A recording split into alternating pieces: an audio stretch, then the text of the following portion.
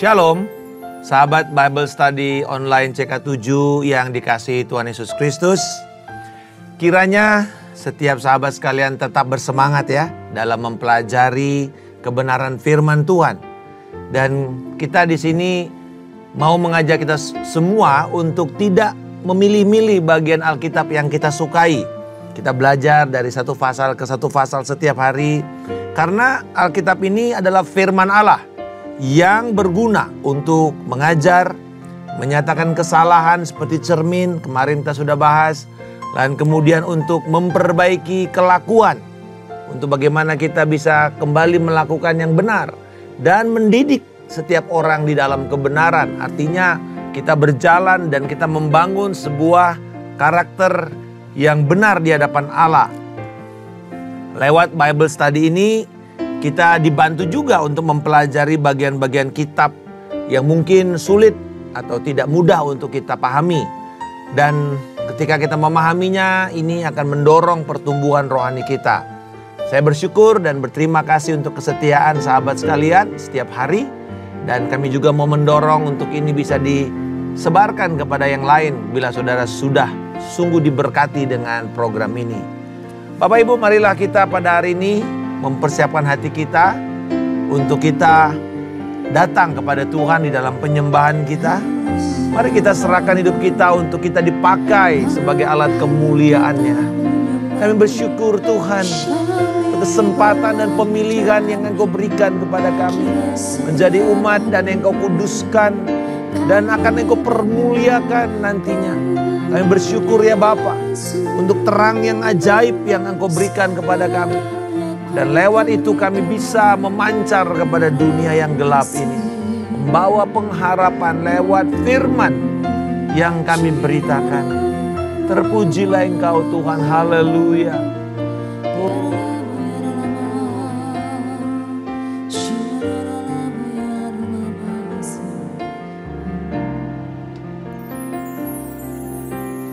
Tuhan, inilah hidupku. Ku serahkan padamu segala cita-citaku, masa depanku menjadi milikmu. Jadikan kami terang-Mu di tengah kegelapan dunia, membawa bangsa-bangsa kepadamu. Tuhan, ini kerinduanku bagimu Tuhan, seluruh hidupku. Pakailah Tuhan bagi kemuliaan-Mu.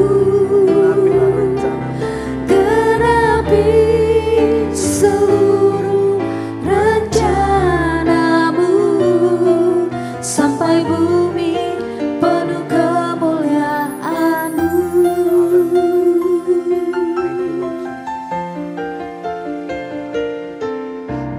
Tuhan, inilah hidupku. Ku serahkan padamu segala cita-citaku, masa depanku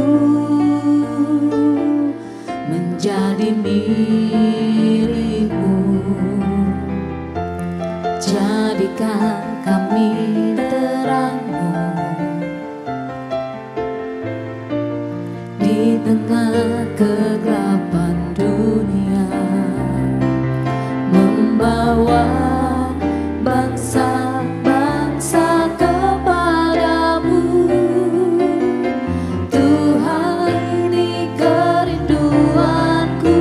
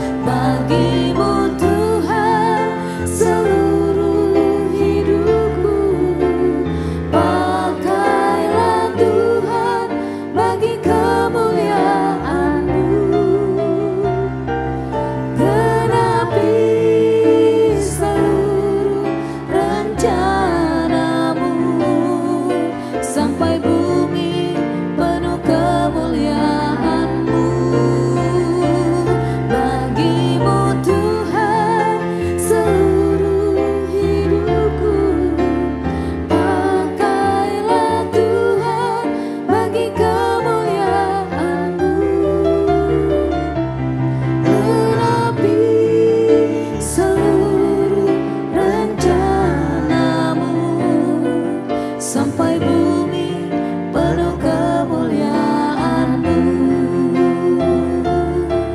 sampai bumi penuh kemuliaan-Mu,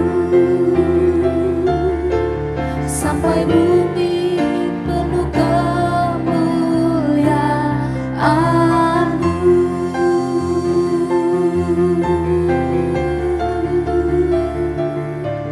Kami bawa hidup kami kepadamu, jadikan kami terang-Mu, oh Yesus. Jadikan hidup kami Tuhan, biar bersih. Ciaralaba, yaralaba, yaralaba, yaralaba, yaralaba, yaralaba, ciaralaba yase.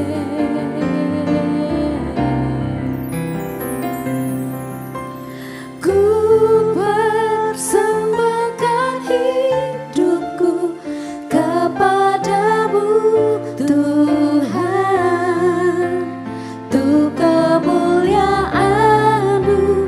Ku berikan hidup ini sebagai persembahan yang berkenan padamu.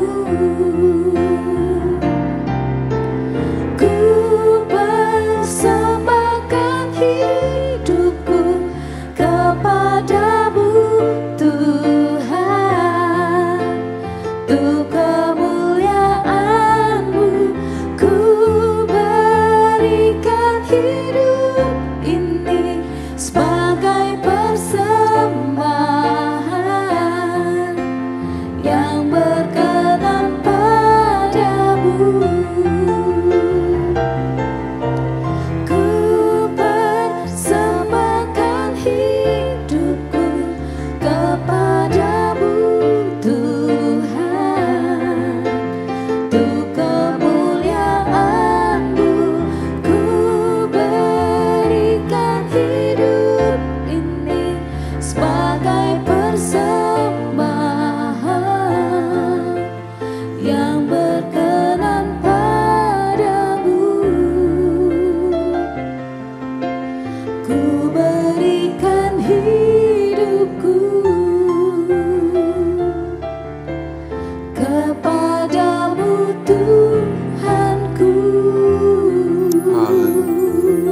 Puji Engkau Tuhan Yesus. Terima kasih Tuhan untuk hidup yang dipersembahkan, dan Engkau yang akan memakai kami sebagai alat-Mu. Dalam nama Yesus. Amin.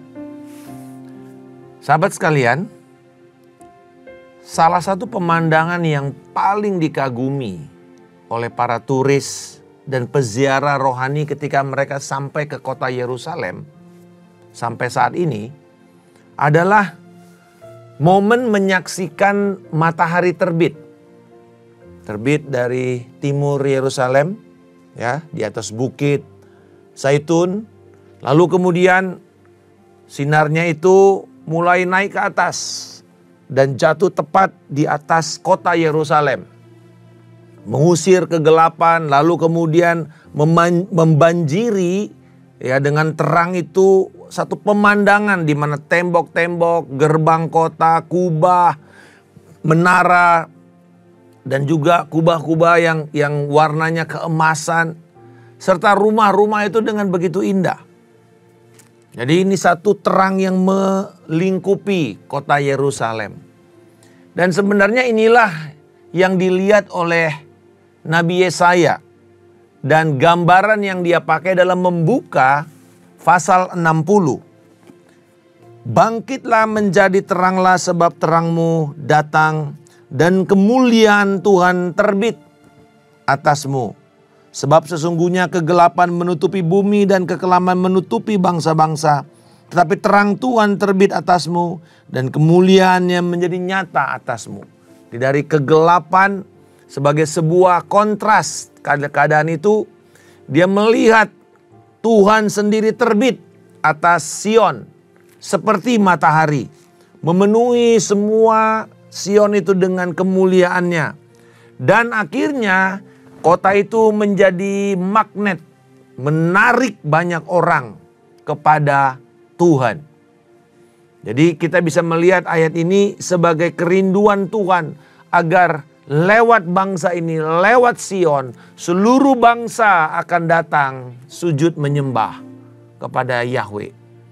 Nah, meskipun difokuskan pada Sion, tapi sebenarnya penglihatan dalam pasal 60 ini luar biasa karena memiliki cakupan yang luas, yaitu seluruh dunia.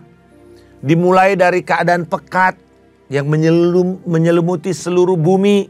Tapi kemudian kita tahu bahwa ini gambaran seperti pada awal penciptaan, di mana kegelapan menutupi seluruh samudra, menutupi alam semesta. Tetapi tentu kegelapan yang digambarkan dalam Yesaya ini bukan kegelapan secara fisik, geografis, tetapi kegelapan rohani. Kegelapan karena kejahatan moral, karena kebutaan rohani. Dan Yesaya memakai kegelapan ini dalam Yesaya 25 ayat 7 dengan ungkapan kain kafan atau kain tudung perkabungan yang menutupi orang yang sedang berkabung sehingga dia mengalami seperti kegelapan. Beberapa budaya di Indonesia ya ketika mereka berkabung mereka selalu pakai tudung, pakai kain ya. Di Tapanuli biasanya mereka tahu tuh ada yang namanya tudung ulos untuk mereka sedang berduka gitu. Jadi pakai. Dan ini gambaran tudung kegelapan. Dan ini menyelimuti seluruh bangsa. Namun kemudian kita tahu bahwa seperti dalam kitab Kejadian, pemandangan itu berubah. Ketika ketika terangnya datang menembus kegelapan dan kemudian dunia baru muncul. Hal yang sama secara rohani. Ketika kegelapan rohani muncul dan kemudian terang Tuhan mengintervensi, maka ada satu cakrawala yang baru, ada satu dunia yang baru, ada satu realm kehidupan yang baru yang Tuhan berikan kepada manusia. Nah, mari kita lihat 3 aspek dari penglihatan ini.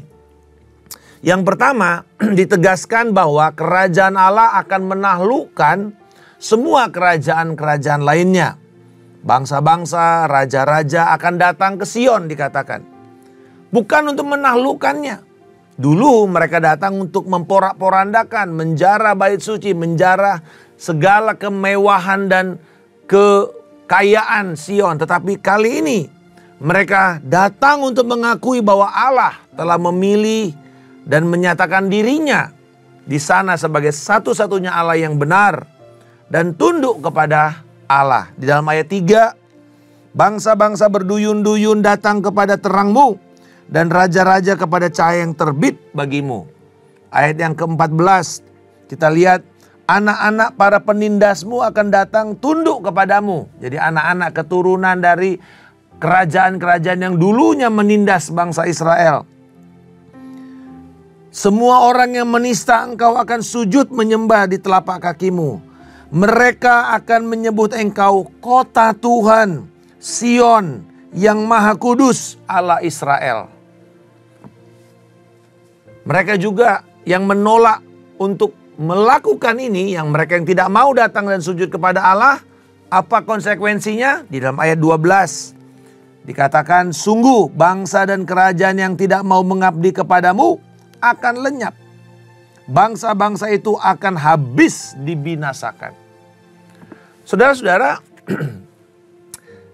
sebenarnya penggenapan nubuatan ini sudah terjadi di dalam yang disebut sebagai immediate context. Jadi gini, kalau kita belajar nubuatan perjanjian lama atau nubuatan Alkitab, selalu ada yang namanya immediate fulfillment atau penggenapan segera dan penggenapan berikutnya.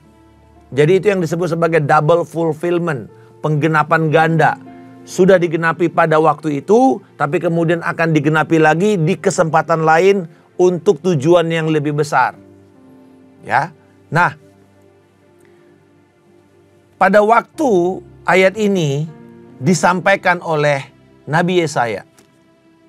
Bangsa Israel belum dibuang. Tapi nanti kemudian ketika mereka dibuang, mereka masih dijajah oleh Yunani.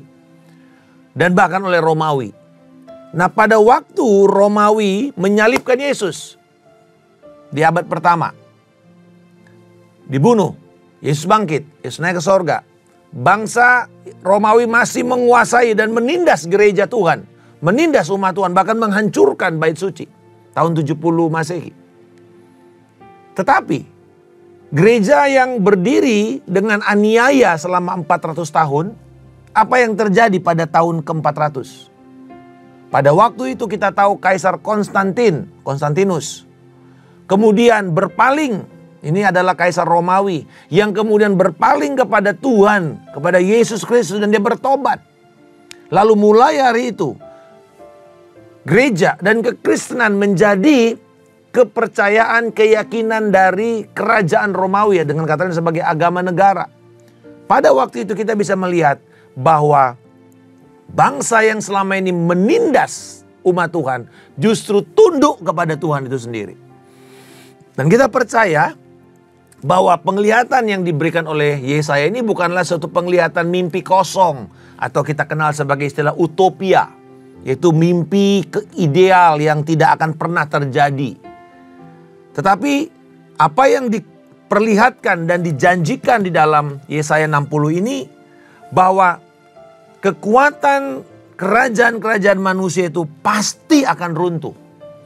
Raja-raja di bumi yang menumpuk kekayaan mereka itu nantinya akan dibawa ke dalam kaki raja segala raja, yaitu Yesus Kristus.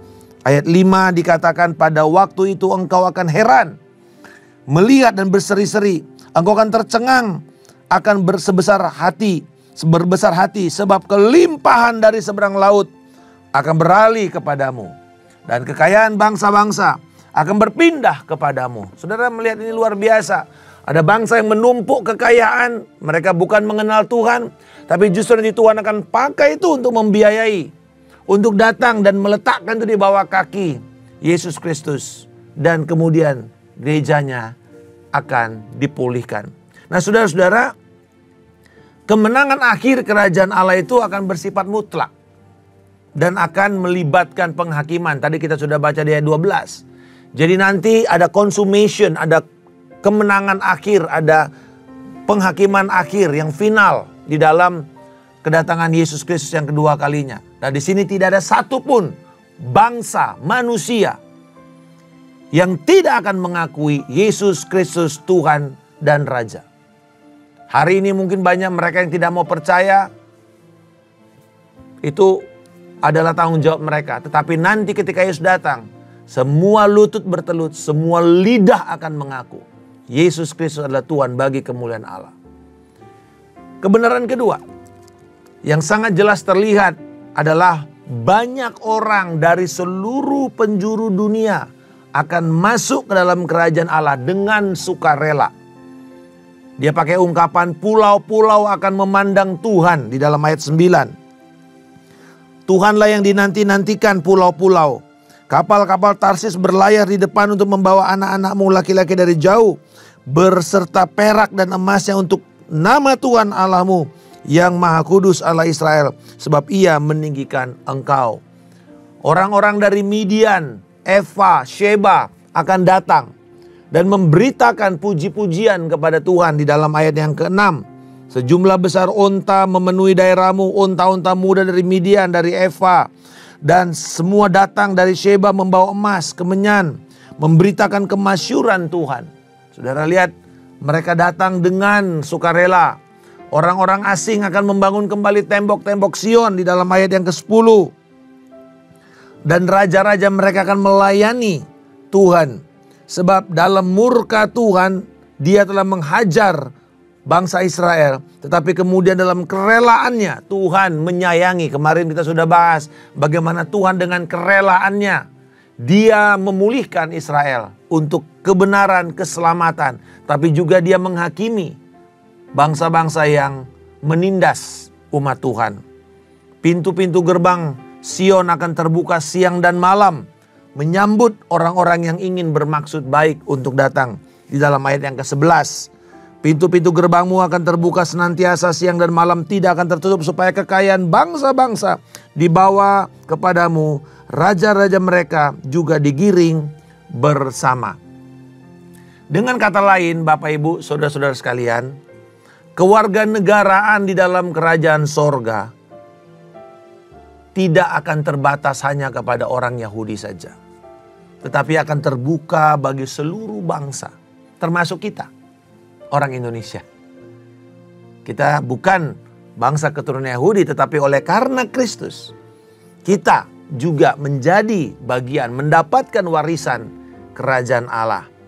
Dan orang-orang Yahudi yang percaya kepada Tuhan dan orang yang bukan Yahudi yang percaya kepada Yesus Kristus akan menghormati orang-orang beriman yang telah menjadi anak-anak Sion sebelum mereka. Jadi kita, seperti Paulus mengatakan bahwa orang-orang Yunani ini berhutang kepada bangsa Yahudi karena lewat mereka lah keselamatan itu datang kepada kita. Jadi kita bersyukur, ya, kita mengingat mereka, kita bersyukur untuk mereka yang telah lebih dahulu berjumpa dengan juru selamat. Nah, Matius menceritakan kepada kita dalam Injilnya bahwa setelah Yesus lahir, ada orang Majus yang datang dari ke Yerusalem, ya, dari timur ke Yerusalem, membawa hadiah, mencari dia yang telah datang, yang dilahirkan, yaitu raja orang Yahudi. Dan mereka datang untuk menyembahnya. Nah, kembali lagi kan ada immediate fulfillment di sini. Bahwa ternyata Kristus yang adalah Tuhan, walaupun dalam keadaan bayi, bangsa-bangsa, raja-raja dari timur, orang Majus itu berarti mereka yang dari Persia, dari Babilonia. Mereka datang ke Yerusalem.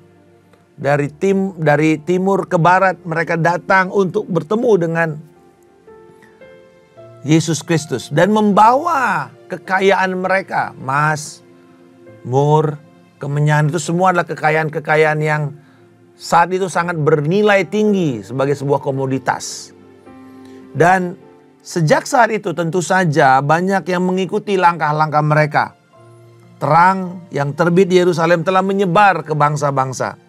Dan banyak bangsa yang datang kepada terang yang terbit dan muncul itu.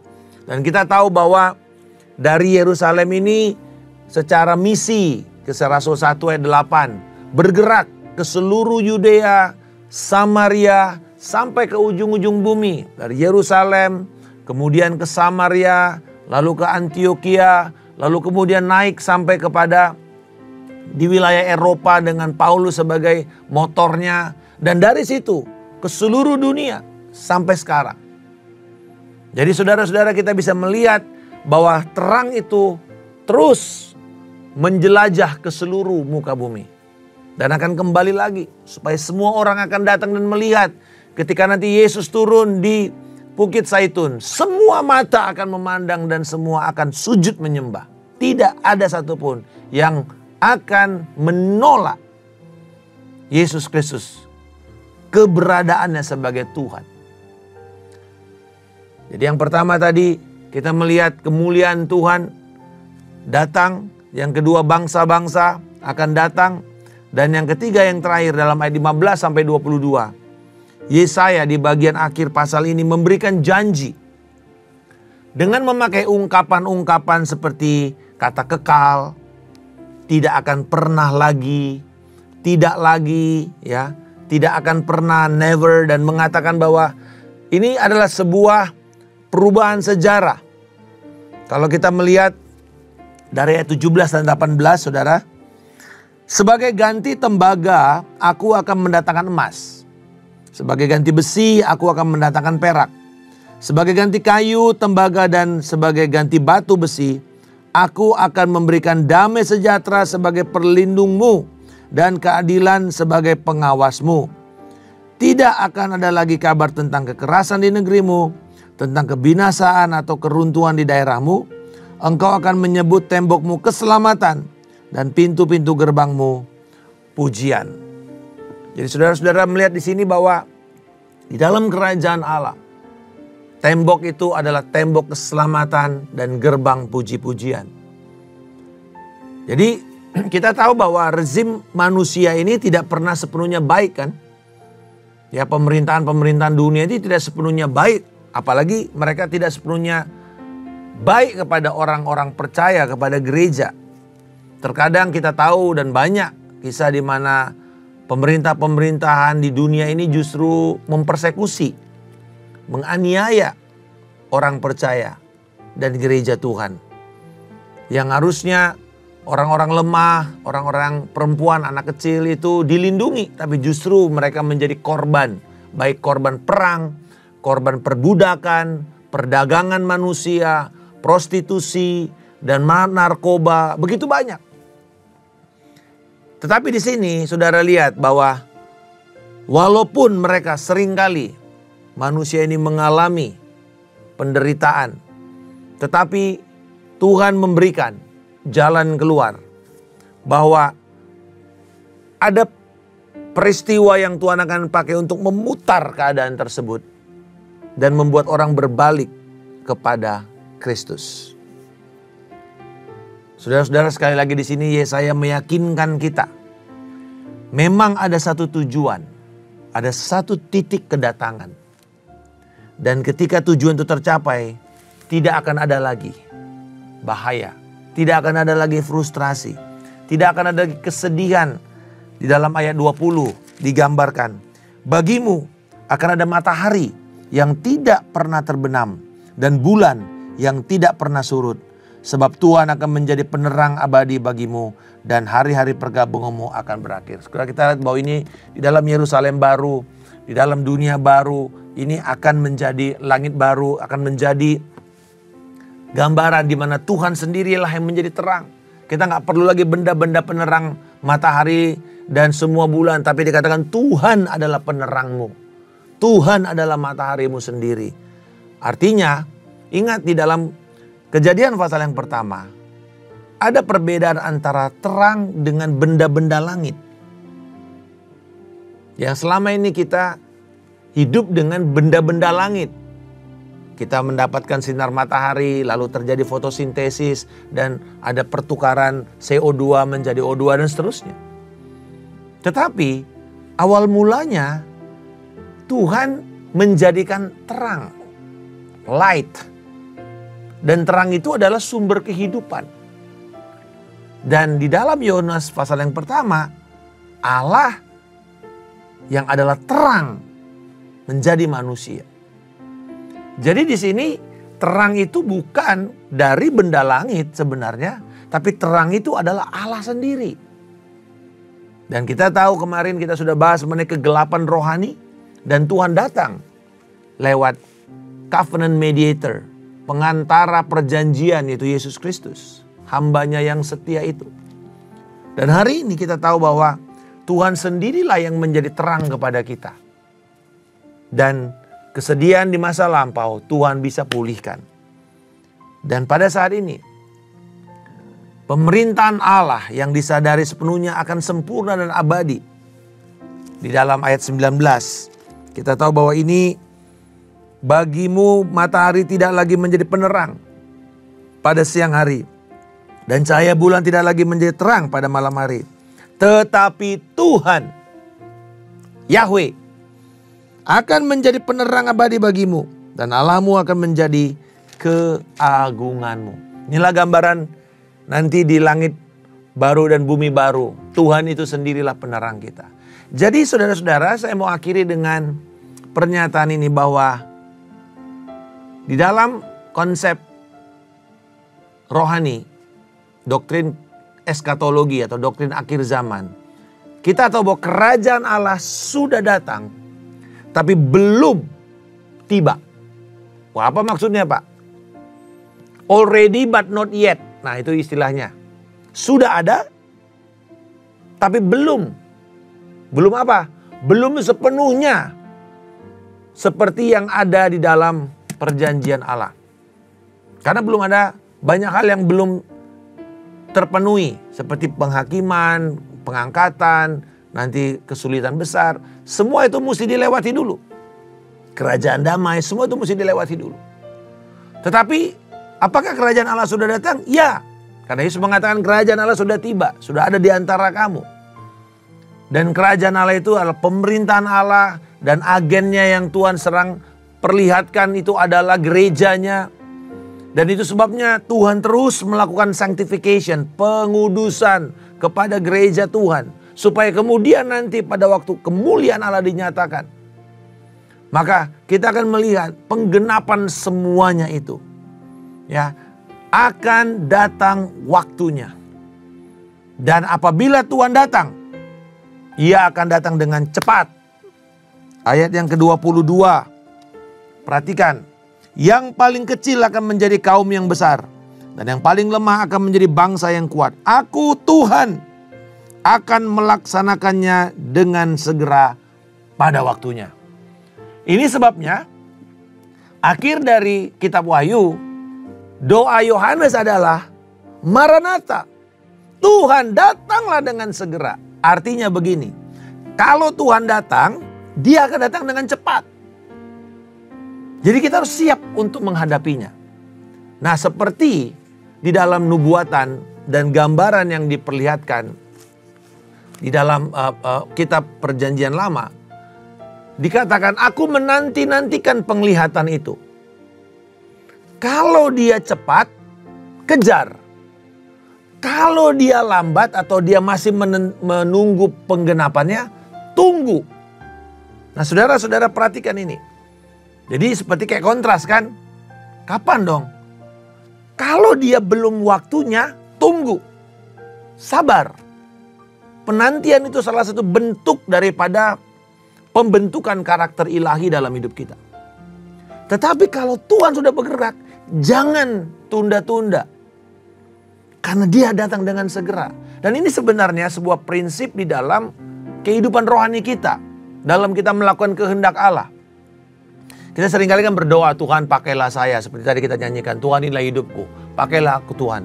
Pakailah aku untuk kemuliaan-Mu. Itu doa kita kan? Terus kemudian kita doa. Tapi kok belum waktunya, ada janji Tuhan, kamu akan dipakai Tuhan, dan seterusnya misalnya gitu ya. Kok Tuhan kapan, kok belum datang? Nah, yang terjadi kepada banyak orang, pada waktu belum terjadi dia diam-diam. Dia malas, dia tunggu-tunggu, sepertinya pasif gitu.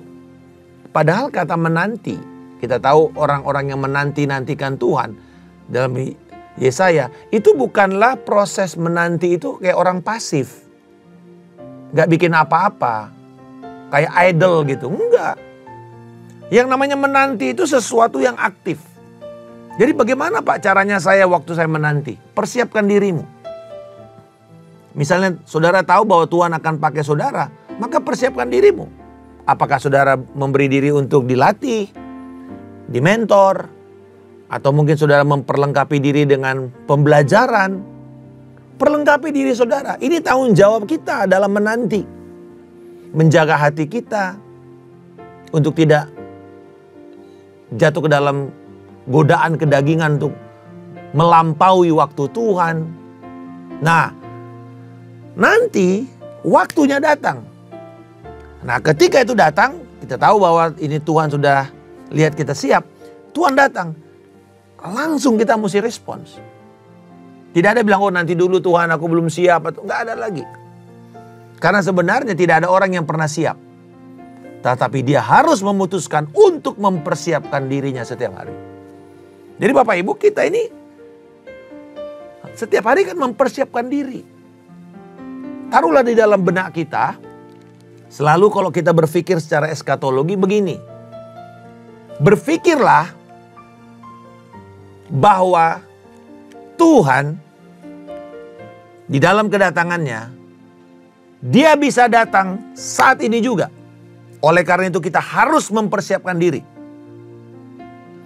Tetapi, bekerjalah, merencanakanlah seolah-olah Tuhan masih akan datang 100 tahun dari sekarang. Siapkan diri kita, siapkan seluruh keberadaan kita seperti seolah-olah Tuhan akan datang segera, hari ini atau besok. Seperti kalau orang ya dikatakan bahwa Bapak mohon maaf Mungkin waktunya Bapak tinggal 24 jam lagi.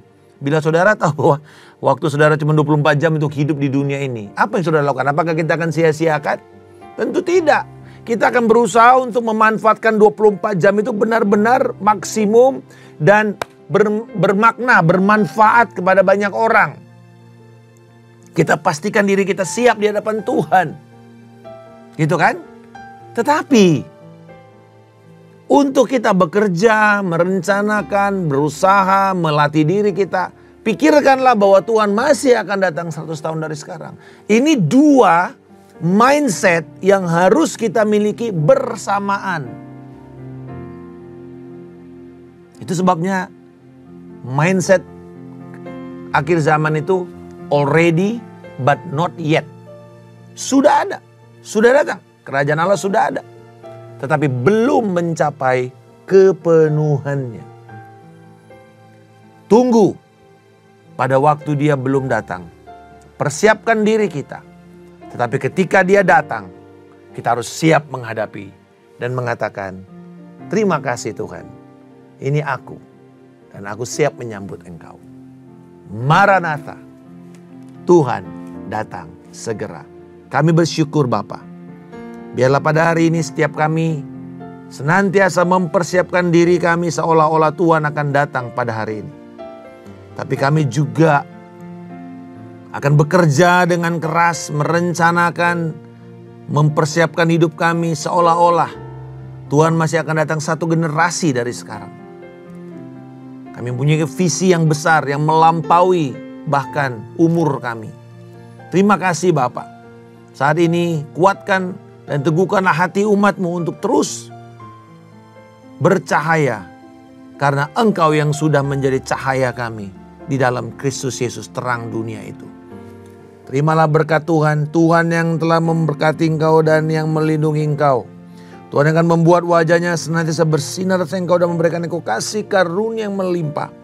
Tuhan menghadapkan wajahnya memberikan Engkau damai sejahtera yang melampaui segala akal dan pikiran.